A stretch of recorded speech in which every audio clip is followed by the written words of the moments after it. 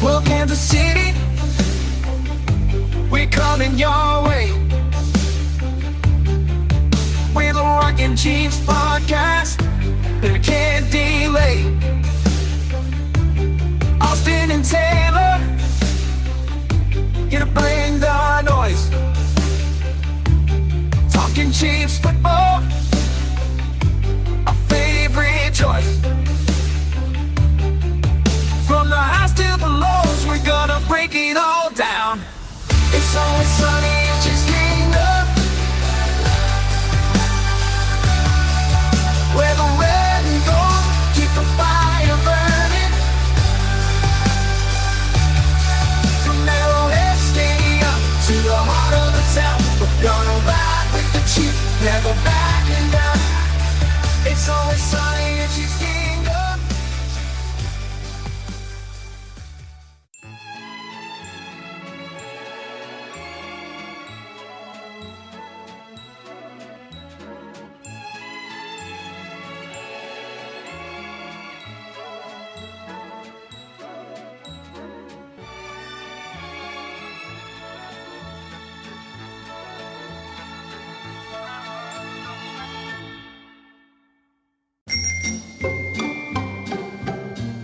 Welcome in to It's Always Sunny in Chiefs Kingdom. I'm Austin. Find me on Twitter/X at Real Bird Lawyer, on Blue Sky at Bird Law Expert. Here with me as always, my co-host Taylor at Taylor_Witt, on Twitter/X, on Blue Sky at Taylor M. Witt. Through rain, through sun, through sleet, through hail, we're always here to bring you the podcast. What's going on, buddy?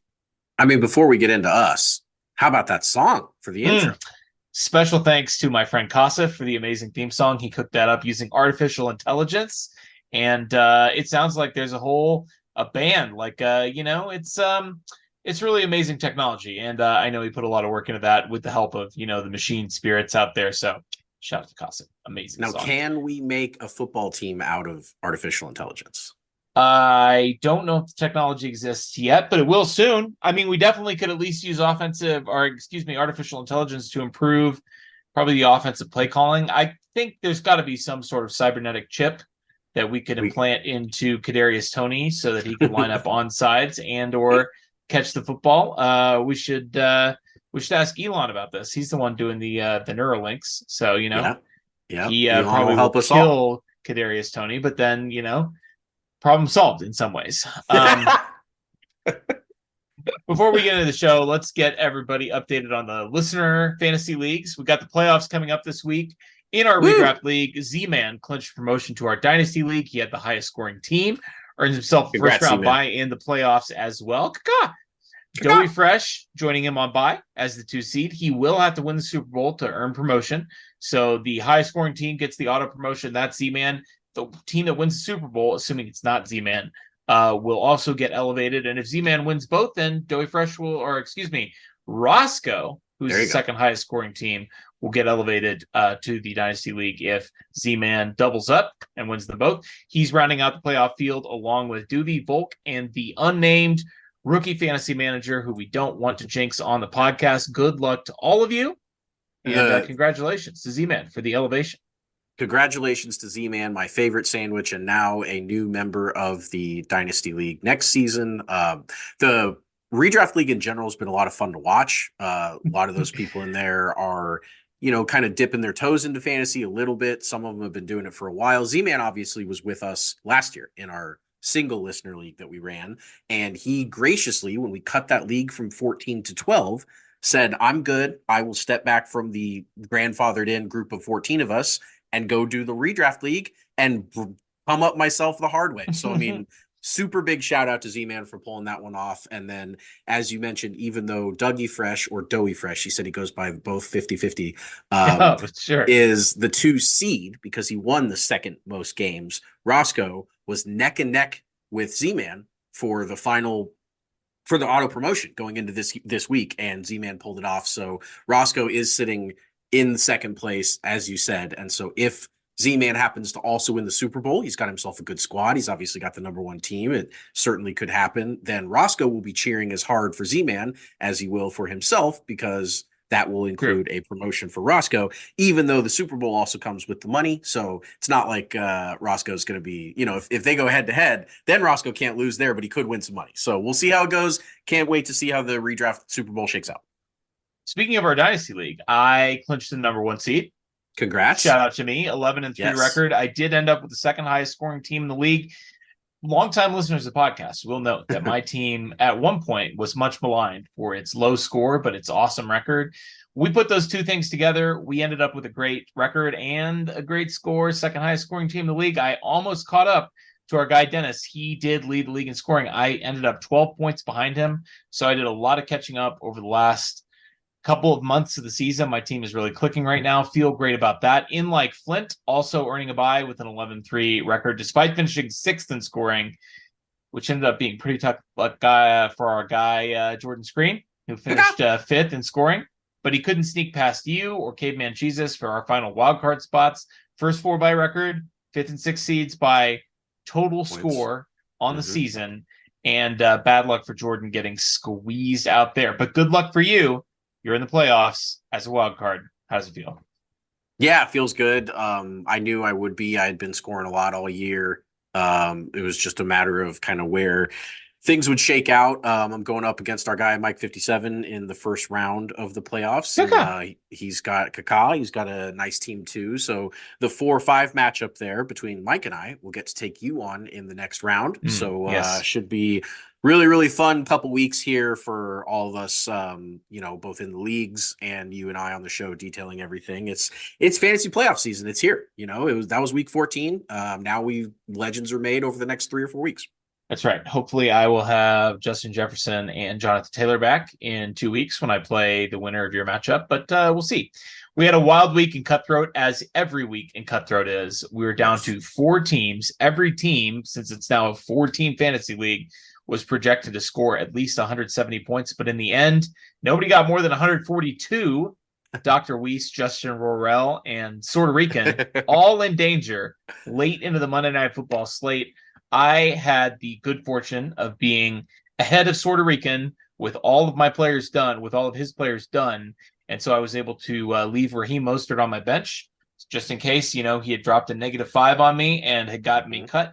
He did not, but I'm just saying I would have scored a lot more points if I had needed to. 27 Rican, more than you did. Saying he had a nice game.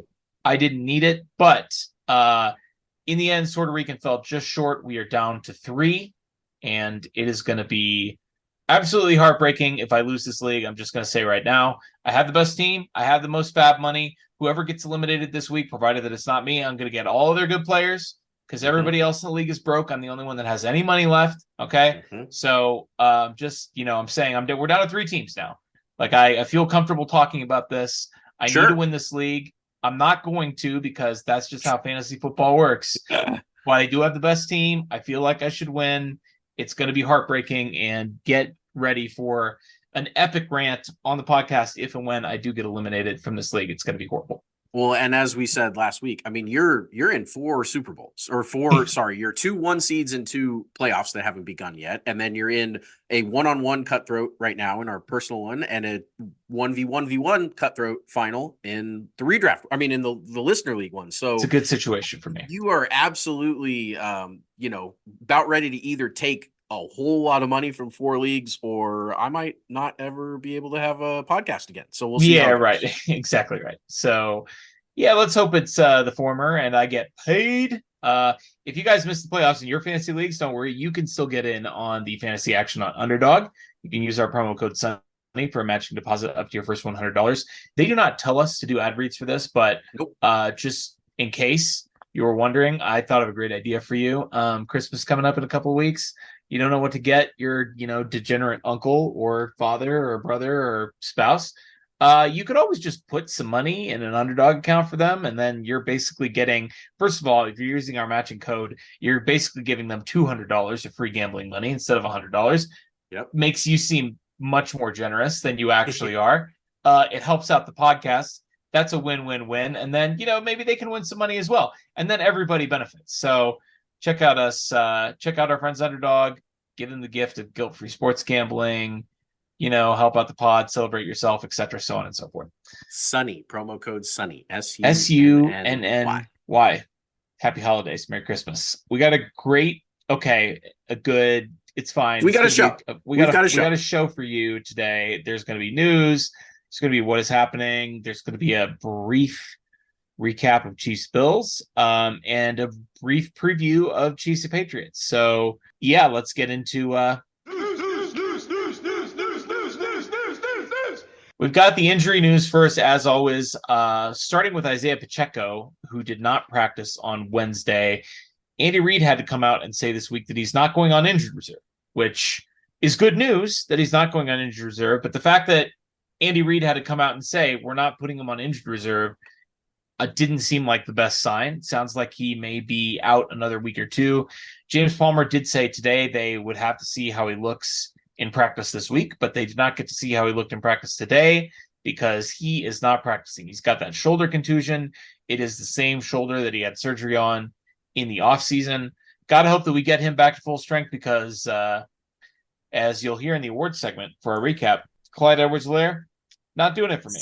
I mean, he's still Clyde. That's what it comes down to. He's still Clyde Edwards-Helaire.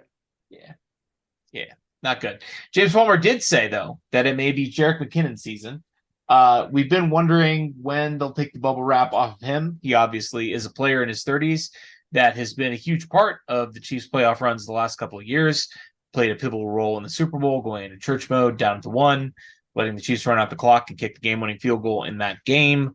I mean, big player, showed up clutch the end of the year, the last couple of seasons. James Palmer said that it may be time. It may be time to take the bubble wrap off of him. You'd have to think that especially if Pacheco can't go this week, and it's not looking great, as we said here on Wednesday, recording the podcast, that they may give him some more touches. I mean, obviously, he's a completely different kind of player. You're not going to pound him between the tackles, 10 times a game like you would with Pacheco. But he, even at his advanced age, has juice. And the other option, a running back, does not have juice.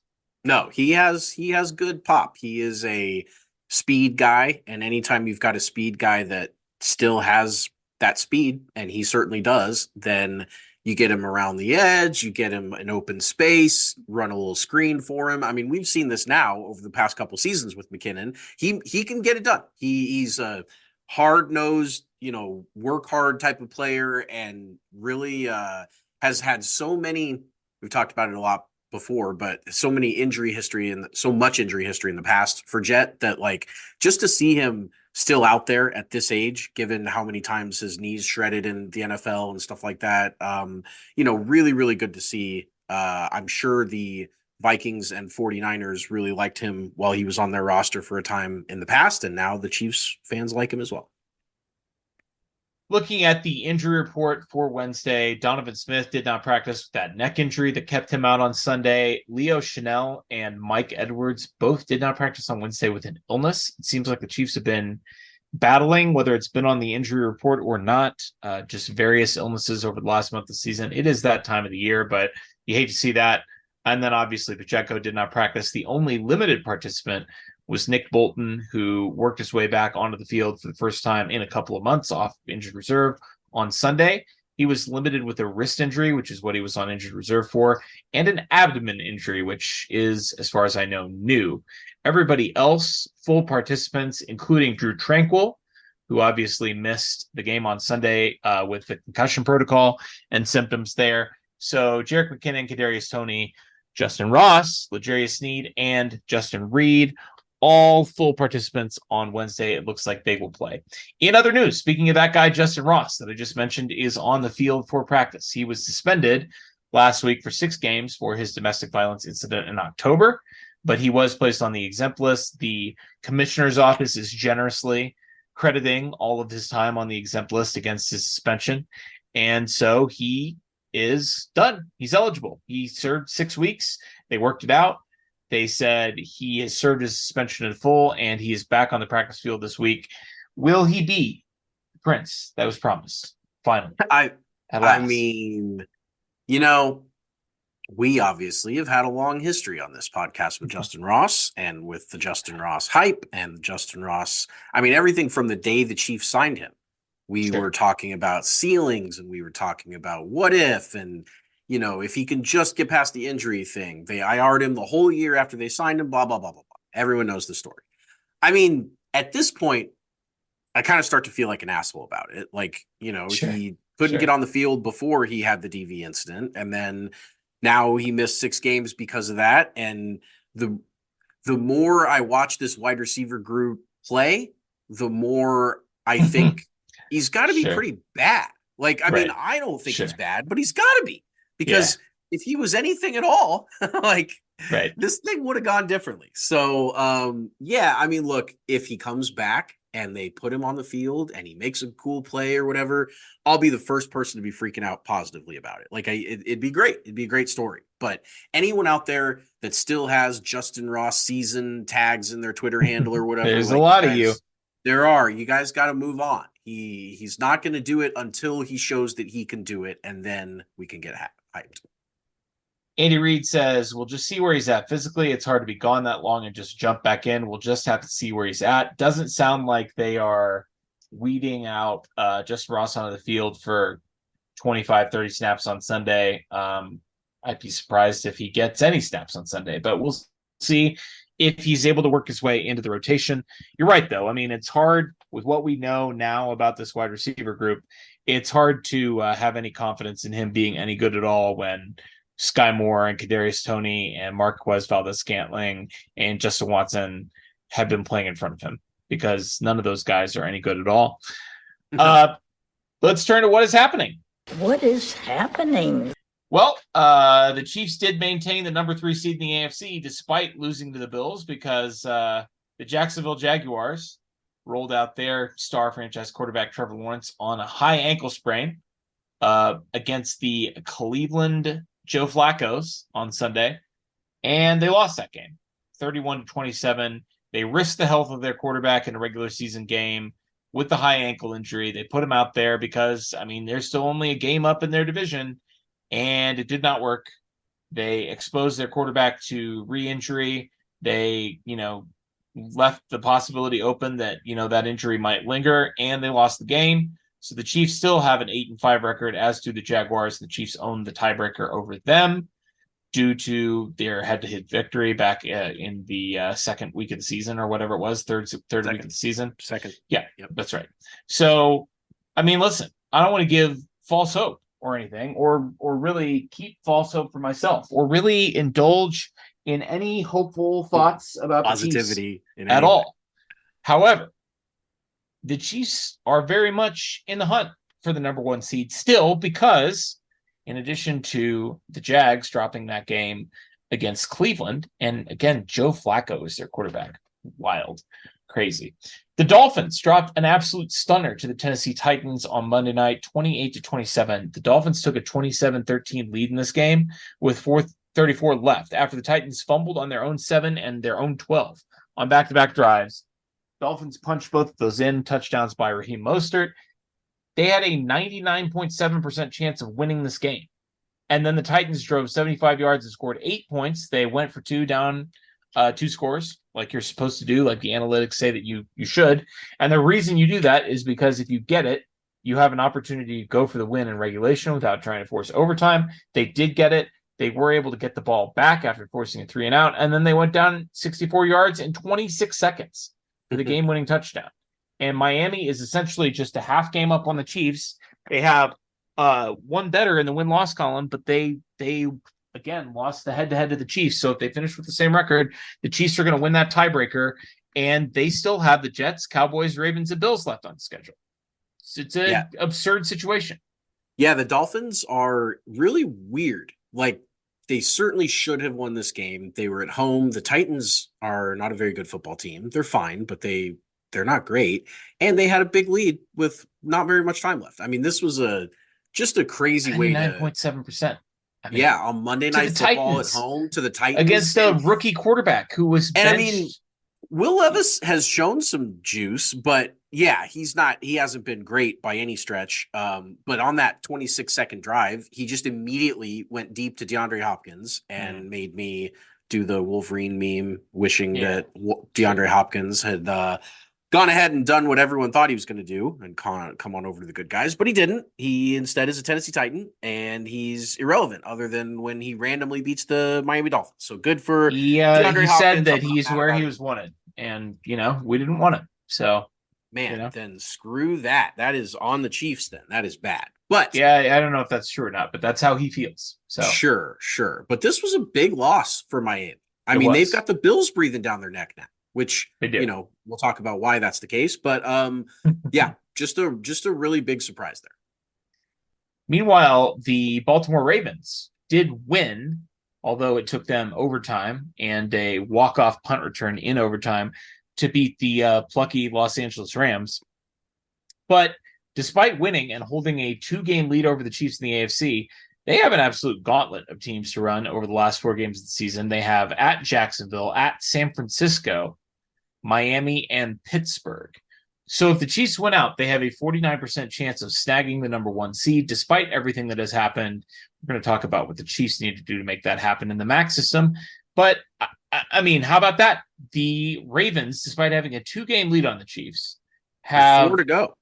Still, with 4 to go. Exactly. The Chiefs do have, again, we talked about this last week, they'll keep the tiebreaker as long as they remain competitive with the Ravens in the win-loss column, which right now they're not competitive. But if it ends up being a tie at the end of the season, Ravens will have to drop a couple of games. The Chiefs will have to win out, and the Chiefs will have a better AFC record and win that tiebreaker.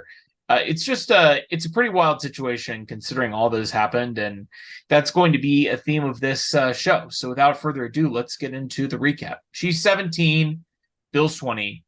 For the second week in a row, Taylor, we're bringing out the max system. For those of you who may have missed last week's podcast, we have long had the Chiefs system for wins. And that's our system. That's the system that the Chiefs use in essentially every victory. It's our rubric for discussing what happens in the games. And we've been very fortunate on this podcast. We've been doing the Chiefs season for a couple of seasons now. And we've been very fortunate that we've never had to develop a rubric for losses. We've never needed a system to process failure because this is a front-running podcast that was started a couple of weeks after the Chiefs won Super Bowl 54, and the Chiefs won the Super Bowl twice in the 5 years that we've been doing this podcast. And the Chiefs have won like 15 games total in that entire span. I did not look up we've lost. Yep. They've lost like 15 games total in that entire span. I haven't looked up the numbers, but it literally is like 15 to 20 games or something in there. It's not very many. That's over a span of 5 years. Sure. Tell me how many games. It's 12 games. Oh my God, it's even less than that. It's 6 against Allen and Burrow and 6 against the rest of the NFL. That's ridiculous. So all that to say that we've never really needed a rubric, but now the Chiefs have lost 4 games in the last 6 weeks. And so we have developed the max system. The max system is M, mourn. We process our emotions. A, accuse. We apportion blame for the loss. And finally, C, cope. We look for positives if there are any. Let's just jump right into it. Let's get it over with. Let's start with M. That's for mourn. I'll hit you with one right here. It's not that fun to watch the Chiefs right now. And listen, I understand where people are coming from. Listen, it's a luxury for us to get to watch what has been over the last 5 or 6 years the best team in American professional sports. That's just what it is. Call it what it is. They're the most successful, the most accomplished. Again, we're talking about 12 losses over a period of 5 years. Sorry, I didn't include postseason. It is 15. Sure. So, 15, I mean, it's pretty good. It's a good situation for us, right? It's been a great situation. It's been very easy to watch the Chiefs. It's been very fun to watch the Chiefs. I get that this is first world problems. I hear you. Okay. And I know there are people that listen to this podcast that have been fans of the Chiefs for longer than me, but it's not as if I, as a fan, have not experienced more than my fair share of heartbreak and disappointment. Right. I was at the Marcus Mariota self-touchdown game. I have watched a number of Chiefs playoff losses, during the streak where they did not win a playoff game for 30 years. It just is. It's just not a fun team to watch right now. And I think, expectations play a huge part in that. obviously critical. We expect this team to be the best team in the NFL. When they are not playing like the best team in the NFL, it's disappointing. It is. And it's not fun to watch a team underperform and make the same mistakes over and over week after week. It's a bummer. It bumps me out. I told you, and I think it was G Chat or one of our many interactions since the loss, that this is probably the worst any 8-5 team has felt in the history of team sports. And Probably true. there's a bit of embellishment there, but not much, or hyperbole, I should say, but not much. This is exactly as you said. The expectations set it. There, if you don't expect your team to do very well, every game they win feels like a little but fun bonus. And then when you expect your team to not only do well, but to be the best team in the league, to potentially go undefeated, to be right there for the Super Bowl, and then they start 6-1, and you're thinking like, all right, this is exactly the way I expected this to go. And then they lose 4 out of 6. It's excruciating. It is. And like you said, the morning here is just that our joy has been taken from us right now. It doesn't mean that it's not going to come back. We are not burying the Chiefs. We are not saying that this current version of this team cannot go on to win the Super Bowl. None of that is being said right now. But no one who watches this team can deny that they've had a shitty 6 weeks. It's been not fun. It's been just a drag. And that's unfortunate because this is, for a lot of us, the highlight of our weeks. Every time the Chiefs are on, it's been an absolute privilege as a sports fan, really, since Patrick Mahomes started, his first game. And for this stretch right now it's not unprecedented in the Mahomes era for the Chiefs to lose 4 out of 6. They have done it one other time, or 2 other times, actually. In 2019, 2 of those losses came, or one of the losses and a win came without Mahomes during his knee injury, but they went 2-4 in that stretch. They lost the 2 home games to the Colts and Texans before, the Denver game and the injury. We know, we were there. It sucked. And then they came back, and of course he looked great. They lost the Titans game. That was their 4th loss in 6 games. And then everyone remembers 2021 and how much the struggle was real there. That was a really, really tough stretch there, which included the Tampa Bay Super Bowl loss. And then, so my point is, we've seen this team down to this level of struggle. 4 out of 6. That's what we're talking about here. We're talking about 4 losses in 6 games. That's the 2 basement moments in the Mahomes era.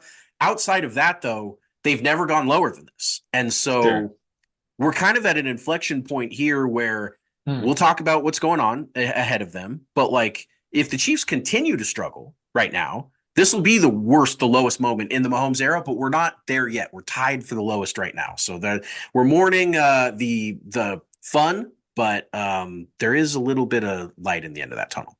Well, we'll get to that when we get to Cope and when we talk about who the Chiefs are playing this week, because good vibes only there. But man, it just sucks too. While we're in the mourning period, we lost one of the coolest plays in Chiefs history. I'm going to be honest with you. I've watched this play one time. And that's the only I've scrolled past it on X. I know people have been tweeting it out. Obviously, the whole situation. I've seen about 1,000 images of where Kadarius Toney lined up on this play. But listen, like, I just don't have the heart to watch this play again. I get it. The fact that this would have been a game-winning touchdown, the level of improvisation and just pure joy and dominance. I mean, this was everything good about the Patrick Mahomes, Travis Kelce, Andy Reid era Chiefs wrapped up into one play, and then it didn't count. I mean, like, it's not Dee Ford, because that was for a chance to go to the Super Bowl, and this is a regular season game against the Can you Bills, imagine right? if it was? But like, it feels like it. but this was an incredibly cool, amazing play that we would be talking about forever. And it won't, I mean, in the future generations, football historians, like we consider ourselves to be, won't ever find this play. Like, somebody will be looking through the play-by-play and they'll be like, oh my God, Travis Kelce catches the ball. Kadarius Toney scores a touchdown. What happened here? Nullified by And penalty. Yeah. nullified by penalty. 100 years from now, some football archaeologist is going to look back at this play and be like, "Oh my God, what the hell happened here?" And what happened is the coolest goddamn play in Chiefs history that didn't count.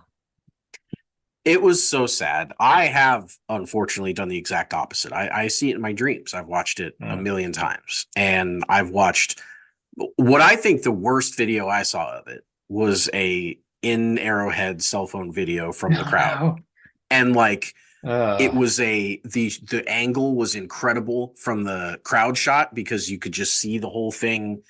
I mean, it's gut-wrenching. It's gut-wrenching to think about. I can't believe that that's how the Chiefs lost a game, like to pull that play out. Now, look, if the Bills had run that play and scored a touchdown and beat the Chiefs, I wouldn't even be like, I mean, it would have sucked, but like, it's not nearly as big of a gut punch if it happens to you as it is to pull the play off. And then, it's not even like the penalty was a block down field, like, that had an impact on the play or any of that stuff. Procedural. Like what we saw on the field was exactly what would have happened if Tony's foot was 2 inches further back. I mean, the exact same thing. Right. So that part makes it hard too. That the penalty, much like the D Ford penalty, I mean, that's a really similar situation because the pick happens on the opposite side of it, had nothing to do with anything there. The refs normally, I mean, they bitched about it at the time that like, man, they normally give you a little bit of warning there. Like there was a lot of that similar stuff there. And of course, there's a lot that goes into this. The fact that it was the Bills and the Chiefs had ripped their hearts out, of course, in the 13 seconds game, and then in an AFC championship victory before that.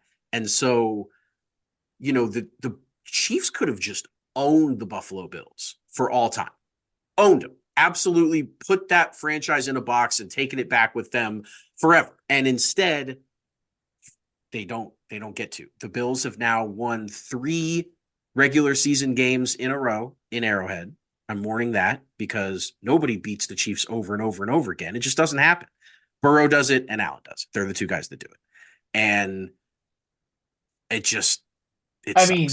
Thank God that we are 2-0 against the Josh Allen Bills in the playoffs. And, thank God for 13 seconds because imagine what grief we would have to put up with as Chiefs fans if we were even 1-1 in those games. Like, and rightfully so. It would be exactly the same situation if the Chiefs dropped one of those games. It would be exactly the same situation essentially as we're facing with the Bengals. There would be a 1-game difference in the record. It would be, instead of 1-3, it would be 2-4 or whatever it is, 2-5. But I mean, we'd have a regular season win against them in 2020 and the AFC Championship game that same year, and then all losses besides that. It would not be a good situation. We're lucky and fortunate that we're 2-0 against them in the playoffs. While we're mourning, one final little mournful sigh from me. We're a game ahead of the Broncos in the AFC West standings. We started 6-1, and they started 1-5. And I don't think the Broncos are going to threaten us any longer. They're playing Detroit this week. We're playing the Patriots. We'll talk about that game. This is a game that the Chiefs should win and should win easily. The Lions have stumbled a little bit lately, but this is a game that they should win and should win easily. And if that happens, I mean, you could basically lock it up. The Chiefs will be up 2 with 3 games to play. They have a very easy schedule. Like, the Broncos are not going to threaten the division. But the fact that we're even having to talk about the fact that the Broncos are a game back in the AFC West in mid-December when they started 1-5 and we started 6-1 is absolutely infuriating to me. It makes me so upset. The fact that I live in Colorado obviously makes this much more difficult for me to bear. I literally haven't been able to listen to sports radio in like a solid month.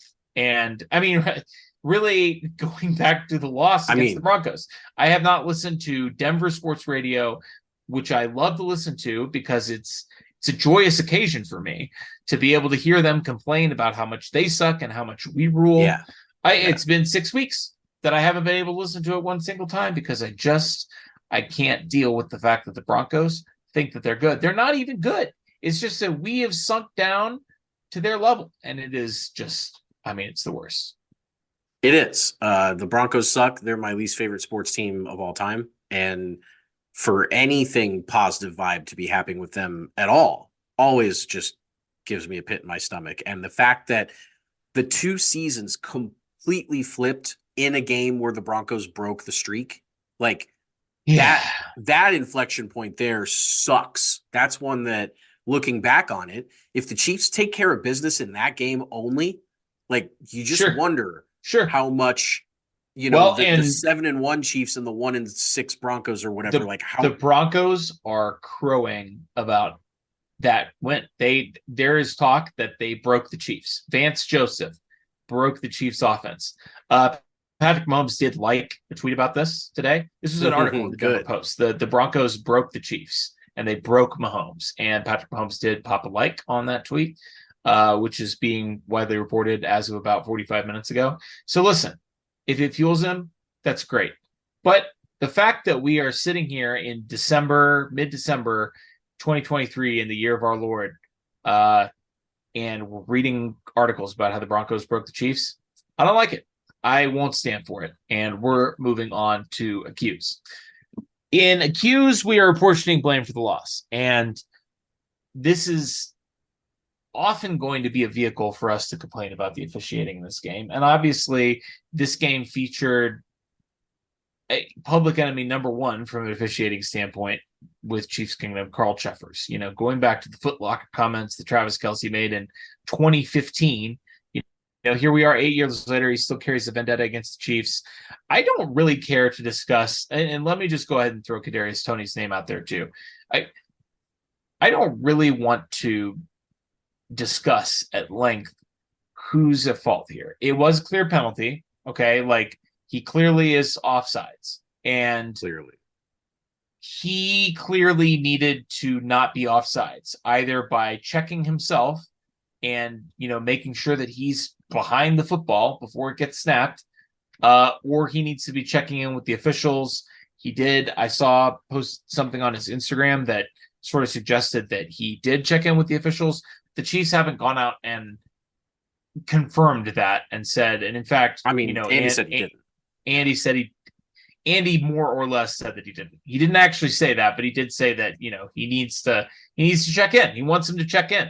And that would imply that he did not check in on this particular occasion. So listen, I don't want to spend 15 minutes talking about this, but like, you also, the refs have got to check in. The refs have got to let you know, because there were a dozen examples from this game of players lined up the same way and they didn't get called for it. And then it gets called on a critical play at the end of the game that would have won the Chiefs the game. And not only that, again, this was the coolest play that we've seen all season and one of the coolest plays in franchise history. And if it's one of the coolest plays in our franchise's history, let's be honest, this would be literally the greatest crowning moment of like at least a dozen NFL franchises. Like this regular season lateral touchdown for the win would literally be the greatest moment in the history of, I mean, I'll the just Chargers, name some. for sure. I mean, the Chargers,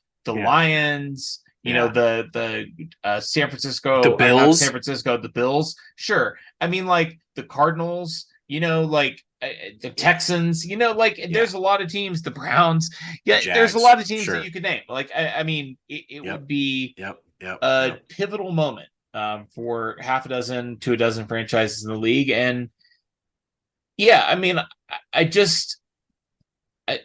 he did. It's hard for me to complain because I know. You can make the exact same argument in reverse about what he did in the Super Bowl. And obviously, if I can only pick one to come out the way that it came out, give me the Super Bowl. Oh, you're talking about the hold in the Super Bowl. Sure. Yeah. I get you. I mean, now look. I mean, listen, those are the exact same arguments that people made about the call in the Super Bowl. Yes, it was a penalty, but you can't make the penalty in that situation because you haven't called it that way all game, and it's inconsistent. And that's the exact same argument. It's the same argument. And look, it's a little bit different because a hold is more of a judgment call than offsides is. But to call it at all is a judgment call. I mean, it ultimately comes up to the official, and I don't know. It stinks. Have you seen the Dan Orlovsky breakdown here? I haven't actually, because So I'm it's- trying to avoid. I get it. I was tagged in it, or I would not have seen it either.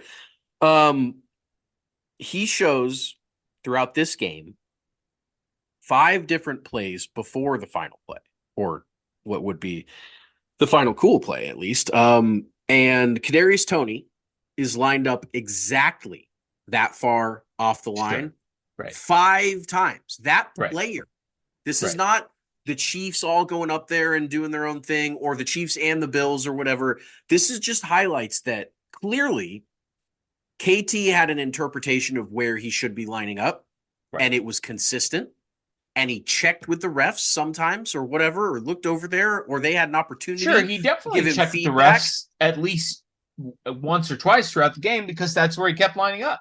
Well, and there's a difference between, like, if KT walks up to the line and turns his head towards the referee but does not process or acknowledge some type of communication between the two, if he just turns out of a second nature, he knows he's got to turn and look, but he doesn't really like look, you know what I mean? Like, doesn't actually check. Like, Sure. some of that could have been going on. And I've watched the video of him walking up to the line before that last play. Even though his head does rotate in the direction of the referee, you don't know if he's thinking about his route and his other, Sure. stuff that's going. And maybe the ref normally gives him some type of, thumb up or whatever, and he didn't do it. And I don't know. But my point is, he lined up that exact same way 5 times previous to this play. And the referees, by all accounts, Mahomes, Reed, Orlovsky, other people in the NFL, the referees typically, normally, is their job to give feedback in those situations and to say, hey, 19's lining up too far. Coach, get him off the line, or we're going to start calling it. And Right. then because they don't check him throughout the game, now when he lines up on the near side, most of those lineups were on the far side, a different ref line judge checking it than the near side. But when he lines up on the near side, they said that the reason they threw the flag was because he was blocking the line judge's view of the ball. Like, I get it. He was offside. Sure. But, like, manage your own fucking game, Carl. Like, Right. this comes back to me.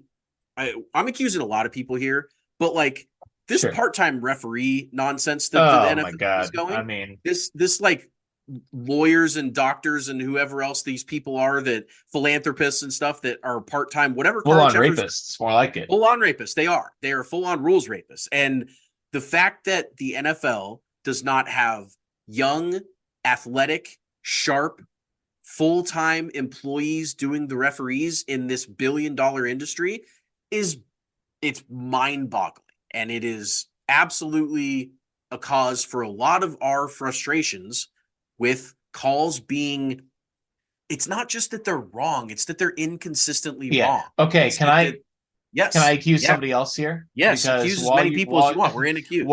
While you were accusing the refs, I got to accuse Roger Goodell here, because he was Sure. at an officiating conference today, and he said, "I find it ironic that I'm standing here answering a question about a call the officials got correct," which completely misses the point.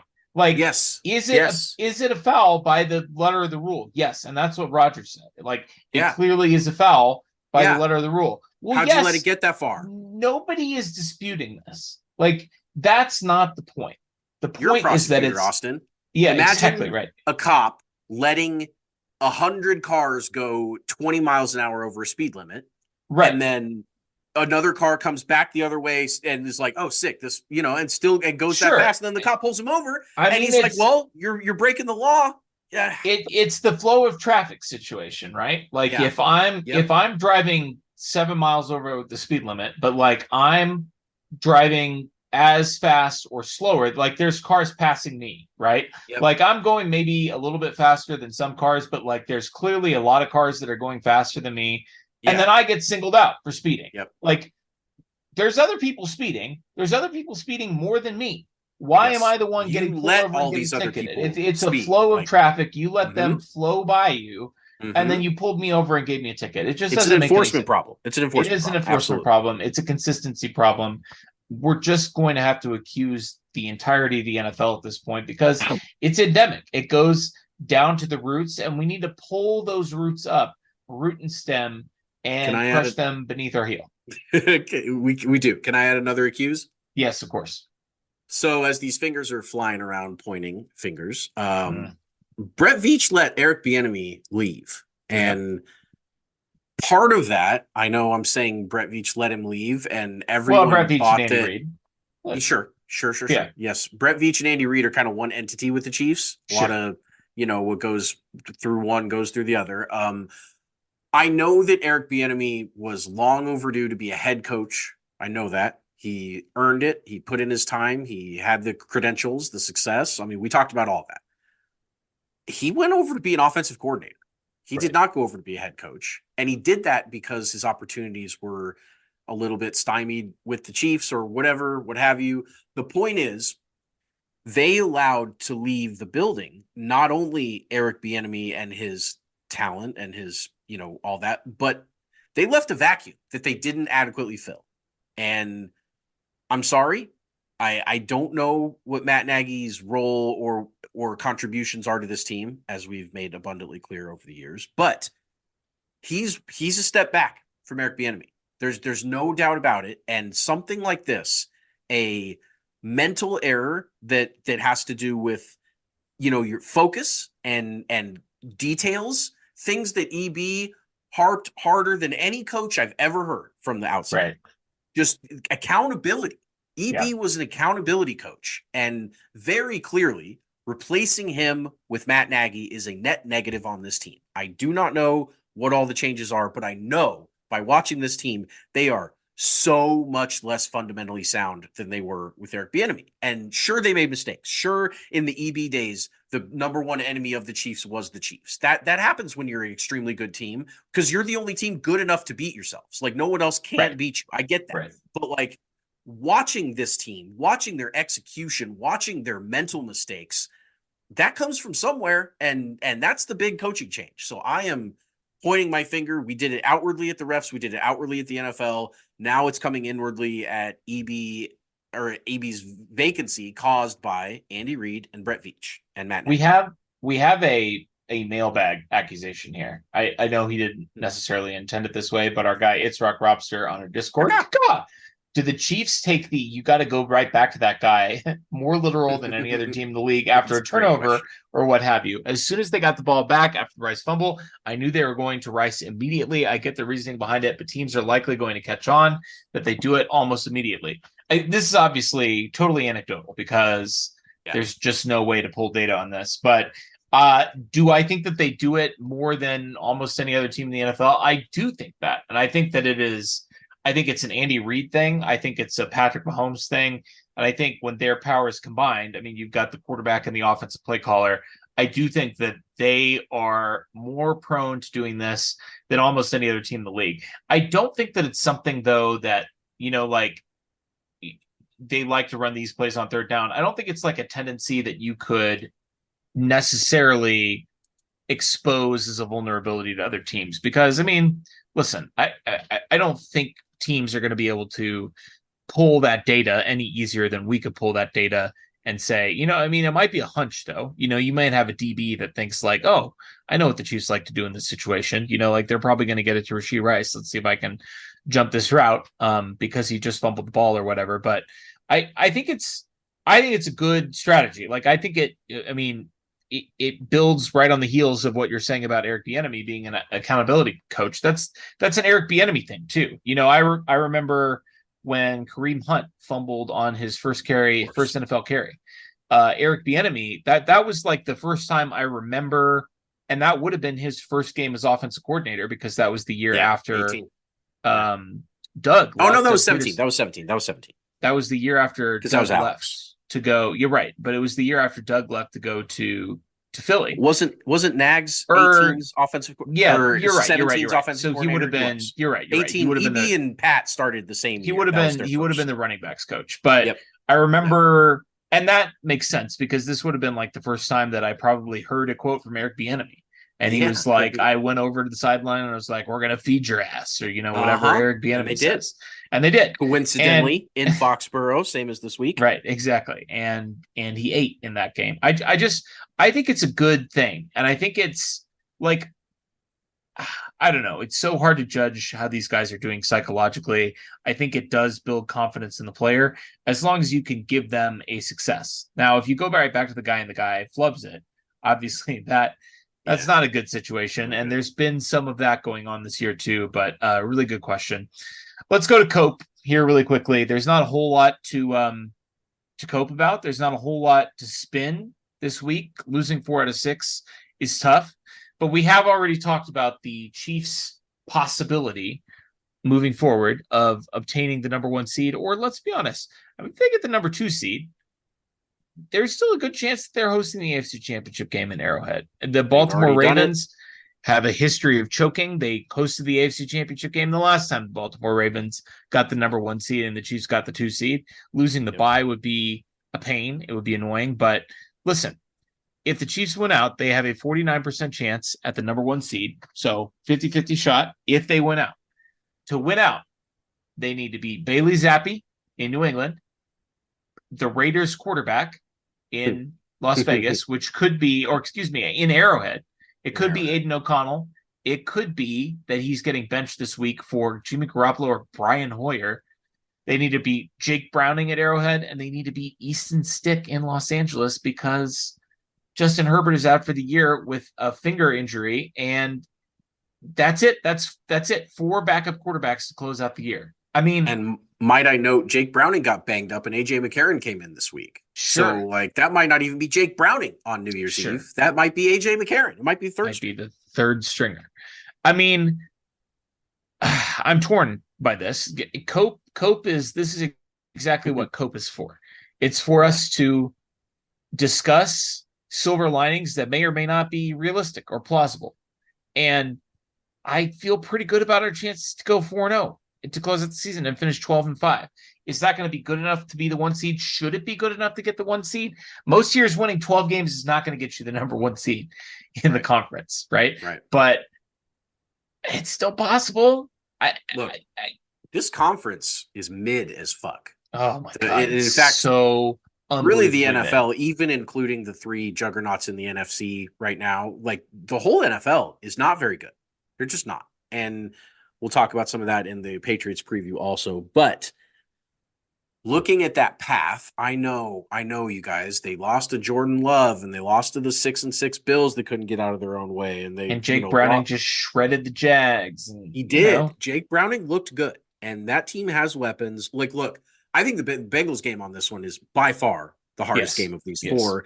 I mean, Joe Burrow is a system quarterback. Just the fact that he's out of there doesn't really mean much because Jake Browning just stepped in and JB equals JB and they're flying. But the path is still one of, if not, I haven't looked up this week, but if it's not the easiest in the NFL over the next 4 weeks, it's certainly close to it. But based on the makeup of these 4 opponents remaining. I mean, hell, based on 5s. Play for, like, if you think about what the Chargers, who just lost Herbert and are 4th in the division, the Raiders, who have no idea what they're doing at quarterback, 3rd in the division, out of the playoff hunt themselves, the Patriots, who are the worst team in the AFC, and we'll talk about more about them, and then the Bengals, who, despite being feisty, I mean, sure, they're like in the 9 spot or whatever it is in the AFC right now, but they're not, by the time this game comes around, like they very well could be eliminated by this time too. So it's not only the fact that these teams are all on backup quarterbacks, but that they're not really playing for much. And that is both, because you said this yourself, Cope here, like you kind of don't, you kind of back yourself into some corners here, even though we're trying to cope, because when the Chiefs play teams that have nothing to play for, sometimes that game goes really poorly. Sometimes that is the exact worst case scenario for the Chiefs. You almost would rather the Chiefs be playing the best team in the NFL in the Super Bowl than playing some shitty team at home in week 16 that isn't playing for anything, just based on how this team has normally responded in those types of scenarios. But that being said, I mean, I feel pretty good about, if not 4-0 and 12-5 to finish the year, if this team right here is the worst that the Chiefs have been in a long time and they finish 11-6, like that's still okay, guys. That's still pretty good. They're still going to be right there with a home playoff game in the first round or in the first round of the playoffs. Yeah. Wild cards. I've got one more Cope, And Okay. this is shoehorned in a little bit, but we have to talk about it. I've actually not listened to any of the leaked audio. One of our listeners told It's me. good. I got off Twitter. I went to see a musical on Sunday night. I went to see the traveling production of Six. It's a musical about Henry VIII's six wives. It was excellent, and that was previously scheduled. But it was a really nice way for me to, after a very frustrating loss, force me to unplug, get off the internet, and do something fun that was not complaining about football. And when I got back on after the show, because I tweeted that that's what I was doing, one of our listeners said, do not listen to or engage with any of these things that happened with Patrick Mahomes after the game because it's just going to make you upset. And I followed that advice. And so I've not listened to the audio. I've seen the videos and I've scrolled past them, and I've heard other fan bases complain about how he's soft as baby shit. And I've heard Bills fans brag about how they're sending him like diapers and tissues and whatever else. Win a Super Bowl. Your fan base is completely embarrassing. But listen, I'm kind of into it. Like, with the caveat that I have not actually listened to anything that he said, and understanding that he's walked it back, which is kind of a little bitch thing to do. But I get why he has to do it, because he doesn't want to get fined. He's probably going to get fined anyway. Well, listen, I'm into it because they need to see Pat get angry. Like, he's been saying all the right things and doing all the right things the whole year. And at some point, you just have to like pull a Tom Brady and, MF a guy. MF a guy, destroy some shit on the sideline and like light a fire under some of these guys because they're not responding to the whole, like, I have confidence in Kadarius Toney. I have confidence in Marquez Valdez-Scantling. I have confidence in Sky Moore. We're going to have a great practice. We're going to work through it. Like, of course I still trust these guys. Like, at some point you have to be like, no, fuck bitch, these guys. I don't trust you. And you're playing badly, and I need you to play better. And you need to use fear and intimidation. And I think that was a step in that direction. Let me provide a little bit of context for the post-game interaction. Allen and Mahomes met midfield.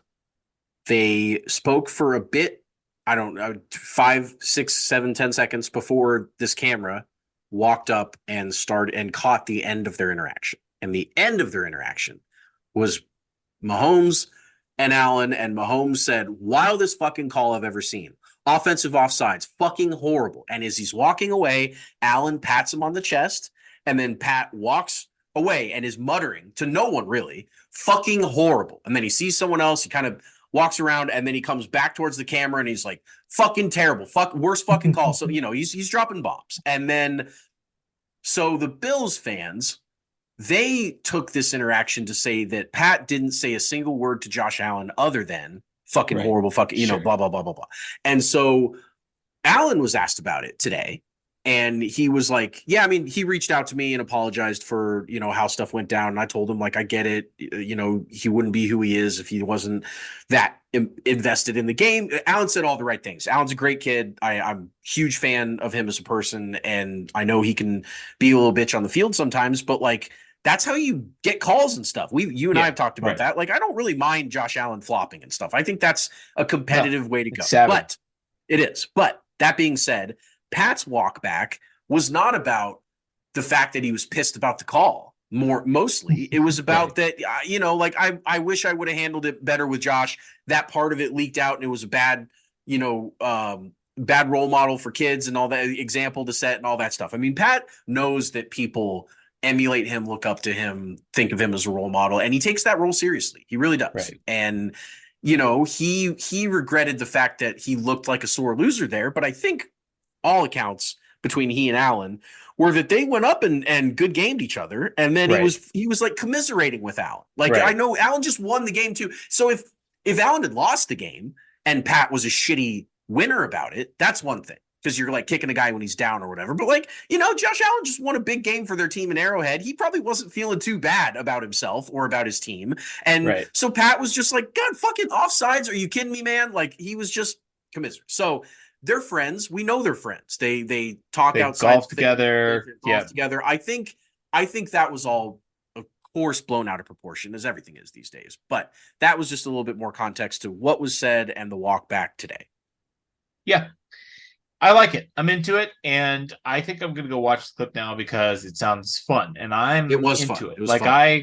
It reminded I me of the just- Netflix stuff with him screaming "fuck." Like he yeah, cares, man. it's He cares objectively a hilarious lot. to hear him throw around f-bombs. I love it, Sure. and I'm into it. Let's get to our awards. We've got 5-star men, trash men. I'm the trash man. I come out, I throw trash all over the ring, and then I start eating garbage. Wild cards. Wild card, bitches! Yeah! If you haven't joined us for a podcast before, 5-star men, pretty self-explanatory. Trash men, also pretty self-explanatory. I mean, these are players who are bad. 5-star men are players who are good. And wild cards, well, they're capable of anything. So I'll start us off with the 5-star men. I'm going to pick L'Jarius Sneed, shutting down another elite wide receiver. He held Stephon Diggs to 4 catches for 24 yards in this game, no scores. I mean, Stephon Diggs is one of the best wide receivers in the NFL. He certainly is a top 10 wide receiver in the league. This just added to the list. L'Jarius Sneed's body count this year has been ridiculous. Yeah. He's absolutely shut down, I mean, all the best wide receivers in the league. Tyreek Hill, A.J. Brown, Stephon Diggs, all 3 of my dynasty starting wide receivers, right? If we play them in the Super Bowl, I'm sure he'll shut down my other dynasty wide receiver, Deebo Samuel. You know, listen, sure. I mean, he would have shut Tank Dell if he had the opportunity. He would have shut down Tank Dell, my guy Tank Dell. R.I.P. Pour one out for Tank Dell. He would have shut down Tank Dell if we played against the Texans this year. Yeah. He's been a monster.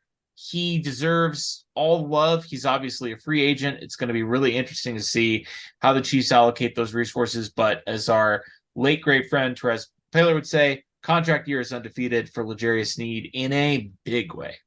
Yeah, he's been awesome. And I'll keep it going with my 5-star and do the men, and it was the rest of the secondary. In general, this Bills team throws the ball all over the yard. That's their bread and butter. Deep balls and just very explosive offensive plays. Even when they've been struggling, they've been able to do that. I mean, they're a very, very, very good offensive team. They're, 3rd in DVOA in offense after this week.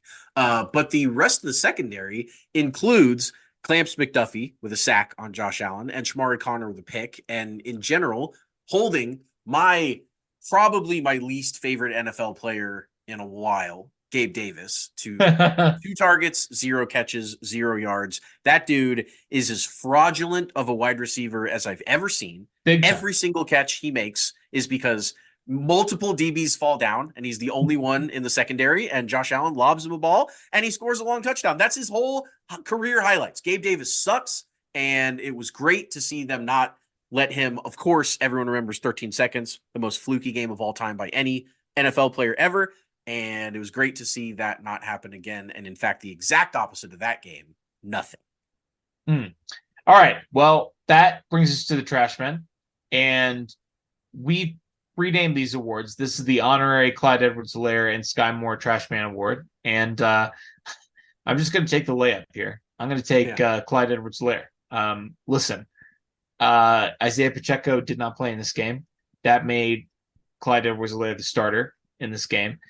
The Bills are one of the very few franchises that he has had significant success again. He had one of his greatest games. Yeah, he had 2 good games against them, including in the regular season, probably his best single game of his career at Buffalo in like week 5 of the 2020 season, where he just dominated them on the ground in that weird like Monday 5 o'clock start.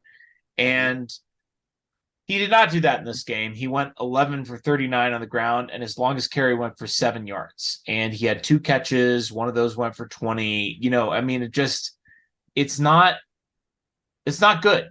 He doesn't have any juice. When you get 11 carries, you have to be able to break one for more than 7 yards, for more than a 7-yard game. When you get double-digit carries, you got to be able to pop. You got to be able to pop one, and especially against the defense in the Bills that is not that good. And there was room to run in this game. Wanya Morris starting at left tackle, big, physical. the Chiefs were run blocking, I felt really well in this game, and he just doesn't have the pop to hit the holes and take advantage of the space that's created. A Clyde Edwards-Helaire trash man for Clyde Edwards-Helaire. Pretty simple. Yeah, simple, easy formula. So you took for the honorary Clyde and Sky Moore trash man, you took Clyde. I will just go ahead and alley-oop this with you and take Sky Moore. We haven't done Clyde and Sky combo since we made this the honorary Clyde and Sky Trash Man Awards, but very clearly, Sky Moore sucks. And, the good news, such as it were, was that he played 23 snaps in this game, which was, it was still above MVS and Richie James. So he still had two other wide receivers that played more snaps than him, but that was still significantly less than it was only 6 snaps less than Tony, but Rashee Rice was up in 56 snaps. Rashee Rice, they've figured out. So here's his snap share. So he had 25% against Miami, and I don't remember, he might have been banged up in that game, but he's been above, other than that Miami game in week 9. He's been above 50% in every game this season, except for this game.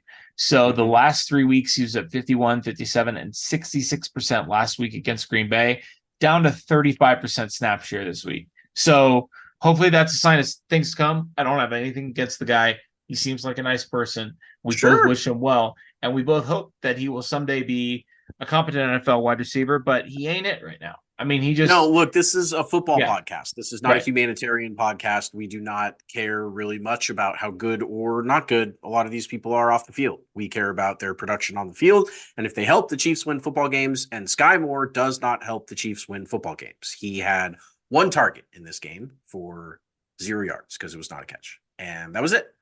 And, hopefully, honestly, the best case scenario is that they move on from Sky Moore and we can quit giving him shit and we can just let him live his life and move on, and maybe he catches on with another team and their fans can give him shit or not, or maybe he's good with them. But either way, I just want to be done with it, and it is what it is. It's too bad at this point, but Sky Moore, you are my trash man this week. Why don't you give me a wild card and I'll close this out? Sure. I will take the most wild card artist of the most wild card play that the Chiefs have had in a really long time, probably since this man was making other wild card plays for the Chiefs, including a lateral in Detroit and lateral earlier this year to I think it was probably Noah Gray, or he tried to. Yeah, I think that's right. An attempted lateral in the AFC Championship game last year. Yes, exactly. So Travis Kelce, the guy, the man, the dude, the GOAT, he is just so capable of anything on that football field. He is capable of doing it all himself and going for 130 yards and 4 touchdowns, he is capable of having like the most dominant game a pass catcher can have in the modern football era. Like, he can do that, or he could do something like this, where he is so conscious of where everyone else is on the field, all the defenders, all the other receivers, that he pulled the single high safety over towards him, understood that Kadarius Toney not only was on that other side of the field, but that he was open and no one was defending him. So he ripped a laser beam halfway across the field. This thing went 35, 40 yards side to side. One of the longest laterals I've ever seen that wasn't like a band on the field last second type of, kickoff return where they're just throwing it around. Chandler Jones in Vegas type of situation. Like, during a play, this might be the longest lateral that was not an attempted like desperation lateral play in NFL history. It was insane. So Trav, love you, buddy. Capable of anything. I hope tonight on December 13th, you are proposing to your girlfriend. You are my wild card. I love it. And he's got that wild card streak in him, man. And it would have been a good one if it had paid off. But alas, Kadarius Toney. I'm gonna take as my wild card the Kansas City Chiefs. Yep, I did it. I picked the entire team. I just this team is capable of anything. I absolutely think this team is 100% capable of winning a Super Bowl this year. Do I think it's going to happen? Probably not. If I put money on it, I actually did just put money on it the other day. I was able to get plus 650 for Chiefs to win the Super Bowl, which like those are the lowest.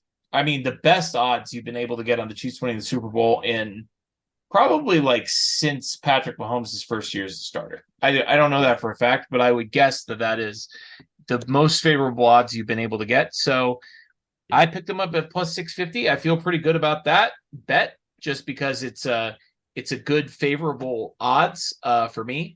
But this team is equally as capable of losing a game to any team in the NFL.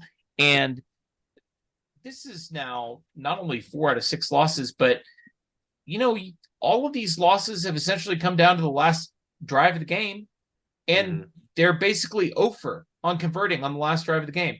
I mean, like, if you told me that Patrick Mahomes was going to have a stretch where he lost 4 games, where essentially all of those games are coming down to, in some cases, the very last play of the game, but certainly like the fourth quarter and the last drive of the game, and the Chiefs weren't going to turn any of those into the wins for those games, weren't going to turn any of those games into the win, I would not have believed that. I mean, you've got Buffalo, Green Bay, the Eagles game, and before that, the Broncos game, which obviously that wasn't competitive, but even that game in the fourth quarter, there were plays, the drop, until the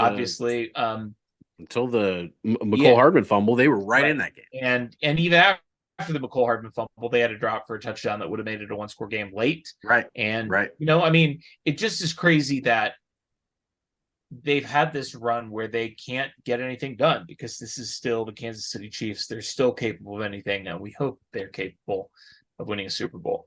Let's quickly preview the matchup this week. The Chiefs are traveling to Foxborough to take on the New England Patriots. This is the first time that these teams have matched up in the early kickoff, noon Arrowhead time, since 2008. Okay, and that was actually the game that Bernard Pollard wrecked Tom Brady's knee and led the NFL to completely change the rules because, we can't ever let Tom Brady's knee to get wrecked again. And that was also the year that Matt Castle went 11-5 with the Patriots, and then the next year he was Kansas City Chiefs. So, the last time these two teams matched up in the early window, it had vast and far-reaching consequences for the entirety of the NFL for decades to come after that. But this time, probably not quite so consequential. The Patriots are truly appalling. They're the worst team in the AFC by 2 games, which is crazy. Like they're 2 games clear of the competition in the AFC for the worst record. Yeah. That's after they beat the Steelers this week. They got a win this week. They got their 3rd one of the season, and they're still 2 games back of everybody else. They're 26th in DVOA. The Chiefs somehow are 3rd still until DVOA. This is on paper a matchup that strongly favors the Chiefs and that they should win. I mean, let's call it like it is. It's the easiest game on the whole schedule. Yes. It's absolutely, of all 17 games the Chiefs are supposed to play, this is the number 1 easiest one. The Patriots are a wreck. They can't do anything right. They don't know what quarterback to play. They don't have an offense at all. They really don't have much of a defense. Not like the Patriots defense. I mean, they're fine. They're good, but not like the dominant teams we've seen. So that being said, I mean, they're backed into a corner. This is exactly the scenario I was talking about where they're eliminated. They're the only team in the NFL. Oh, and the Carolina Panthers, who are 1-12, that are eliminated from playoff contention this week. So like, I don't know how I feel about that. I don't know, Sure. If I feel that going into Foxborough with that team with nothing to lose means that they're just going to be, rearranging the deck chairs, or if this is a game where they all feel like, fuck it, nobody believes in us, blah, blah, blah. Right. We're still here. They're still somehow technically in the NFL still. They are still here. Yeah, they are still here. Bill Belichick may not still be there after this season. There have been some whispers for several weeks now that he may be on the outs of New England. And, there's still a chance of him catching. I mean, if he could ever win a game again, getting the all-time record for wins as a head coach. He's very close. But he's been, backsliding the last couple of seasons. And, he wants to keep coaching. He wants the record. He should be able to get the record. But it sounds like he could be let go. And I don't think after the results of the post-Brady era that would be necessarily shocking to anybody. But it's the second week in a row that there has been a coach-related distraction for the Chiefs' opponent. We don't need to discuss last week's coach-related distraction because the Chiefs lost to that coach. And, we just don't need to go down that path. It was complete and total buffoonery to lose to that guy that we lost to last week, who shall remain nameless. But listen, Bill Belichick, when the Chiefs have the ball, he has always done well against the Chiefs defensively, even if it's just for a half or a quarter. He has had difficulties, as everyone has, in shutting the Chiefs offense down for entire games. He was able to do it the last time these teams faced off in Arrowhead a couple of years ago. He was dealing with backup quarterback situation there. Cam Newton didn't play in that game because he had COVID. But the Patriots are 10th in defensive DVOA, and they can still be dangerous. Now, on the flip side, the Chiefs' offense is somehow 4th in offensive DVOA, and I really from don't. The bottom, you mean? No, 4th from the top. Yeah, as in 4th best in the NFL. And I'm just going to list some teams for you that are worse on offense than Kansas City Chiefs by DVOA. And this may surprise you. There's only 3 teams that are better. The 3 teams that are better than them are San Francisco, Buffalo, and Miami. So here are some teams that are worse than the Chiefs on offense: Baltimore, Dallas, the Detroit Lions, the Philadelphia Eagles, the Green Bay Packers, Houston, both Los Angeles teams, the Rams and the Chargers, the Broncos, Seahawks, and every other team that isn't the 49ers, the Bills, or the Miami Dolphins. Those teams are the only teams that have better offenses by DVOA than the Kansas City Chiefs, and that is impossible. That just can't be true, but it is true. I've checked a dozen times while we've been recording this podcast. Scooby-Doo did it. The Ghostbusters did it. Yeah, it's very shocking. And I mean, DVOA, we have long been, since the day we started this podcast, big believers in Aaron Schatz and what he does with DVOA. It seems to most of the time when I look at the DVOA rankings, I'm like, yep, like this tracks with who I believe, watching them on game day, are the best teams in the NFL, regardless of record, regardless of anything else. DVOA tends to be a very, very good beacon of truth for how good an NFL team is until this very moment, until the moment that apparently the Chiefs are still one of the top 3-4 teams in the NFL. Like, that doesn't really jive with my, doom and gloom version of what I've seen on the field. But I mean, a lot of that comes back to the fact that the NFL just is down this year. The offenses are down. Offensive line play is down. Quarterback play is down. And it very well could be that the Chiefs are down, worse than the average team. Like, clearly the Chiefs are struggling for themselves, but they were on such a lofty pedestal for performance over the last 5 years. They were all-time. They were an all-time offense. Maybe if you go back and look, the most effective offense in NFL history for 5 years. And then for them to fall from that to 4th overall, for us, feels like a tumble from Mount Olympus. I mean, that is a colossal fall, because instead of the Chiefs converting drives, there's the drive charts converting into first downs or touchdowns, where all 5 of the previous Chiefs offenses were in the top 20 all time in drive conversion percentage. All 5 of them. I mean, that's all they did. And now this year they're hovering around, I think last week I saw they were 6th or 7th or somewhere around there. I mean, still a top, that's the 6th best offense in the NFL in drive conversion rate. That seems good. That seems like if you're going to go into the Super Bowl and you've got a defense that isn't a Bob Sutton defense and the 6th best offense at converting drives into first downs or touchdowns, you'd feel like, all right, I think we got a shot. But given the context of this team and where they were and the mental mistakes and all that, now it just feels exhausting. And I can't believe they're 4th, but I guess DVOA don't lie. That's my lesson here.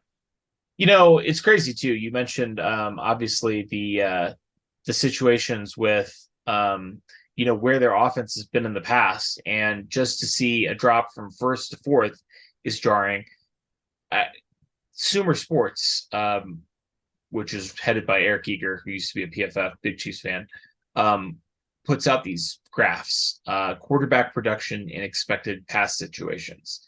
And I like this. If memory serves, Patrick Mahomes has been at the top of this graph every year in his career. When pass expectancy is 70% or greater, so just because of down or distance or game situation, this is a situation where teams expect you to pass the ball. Mahomes has been the most efficient quarterback essentially ever when teams know he has to pass the ball. His record in converting on third and fourth and long is outrageous. It's better than like every other team in the NFL combined. Hell, down 10, which is something that he's made a hilarious joke out of. Yep. I mean, that's expectancy to pass in those situations, given the score, is also extremely high. And that's where he makes his money. It's crazy. And this year, he is 8th. He is behind Kirk Cousins, Matt Stafford, Tua Tagovailoa, Josh Allen, Jalen Hurts, Brock Purdy, and Dak Prescott. So, listen, he's still good. He's still above average. He's still, in the top quarter, essentially, of the starting quarterbacks in the NFL. But he is dramatically worse than he has ever been in his career. And, I mean, I think some of it, a little bit of it, is his fault. Obviously, a huge part of it is the supporting cast and the coaching, but it's something that I hope is fixable, and I hope that they will get fixed. Just briefly on the other side of the ball, when the Patriots offense has the ball, they're 27th in offensive DVOA. The Chiefs are 9th on defense. They've been a little bit up and down, but I did feel pretty well about how they played against the Bills this week. I really felt like they came out with a good game plan. Obviously, we talked about L'Jarius Sneed shutting down Stephon Diggs. I mean, ultimately, at the end of the day, if you hold what by DVOA is the second best offense in football to 20 points, you're doing a good job. You're doing something right. Now, the Patriots are not the second best offense in football. They're the 5th worst offense in football. And this is a matchup that the Chiefs defense should and hopefully will absolutely dominate. Yeah, I mean, should absolutely. No question about it. This game should be an easy Chiefs win. And that obviously comes with its own horrible set of circumstances there. I want to circle back to Belichick for a second, because he's 71 and he's 15 away from Don Shula. Those are the numbers on the wins, regular season plus playoff. Do you think he's got 15 wins in the tank left? I mean, not in New England. Certainly not New England. I mean, he might not get 15 wins there if he coached 5 more years there. I mean, they are no good. But if he goes to it, let's say he doesn't win another game this year. They're 3-10. They're probably going to finish, 3-14. So he's going to end this year 15 wins away. That's 2 8-win seasons to get there. 2 500 seasons. 2 500 years, or 1 year that's a couple games above it, and then you can afford to go 6-11 or whatever. But I mean, 2 years when he's 71 now and is on the brink of losing the only job he's had for 24 years or whatever it's been. I don't know. I just wonder if he might not have it in him to keep going. It'll be really interesting to see. He'll get job offers, no question about that. The Patriots, when they move on from him, I'm sure every franchise that's going to have a coaching opening is going to call Bill Belichick. So he'll have some choices. And I think he'll have some choices of good rosters. And I think if he has a good roster, I think he can certainly be a good, effective coach again. Now, he's washed. He's not what he used to be, but he doesn't have Tom Brady anymore. But he's still the greatest football mind probably in the history of the league. And even at 71, he's still got a little bit of juice.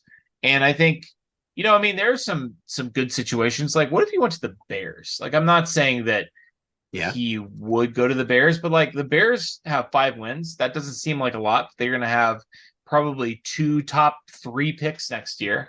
Certainly. And yeah, probably the number 1 overall. I mean, a new quarterback with number 1 overall. They're probably going to get some assets for Justin Fields. He's played well enough that they might be able to, get a 2nd or 3rd round pick for him, added their draft capital. They could trade their 3rd or 4th overall pick down and get more picks if they want. I think he needs somebody to draft for him because he's not good at drafting. And No. if he ever was good at that, he's not good at it anymore. He needs an executive who's going to come in and run a scouting department and, do the normal things that general managers do that Bill Belichick doesn't permit his general managers to do because he just wants to do everything. But man, 71 years old. He needs to calm down. I do think he has a chance at it, but let's hope he doesn't add to that tally this weekend. Let's hope the forecast this weekend calls for sunshine in Chiefs Kingdom. We'll find out next week. See you next time.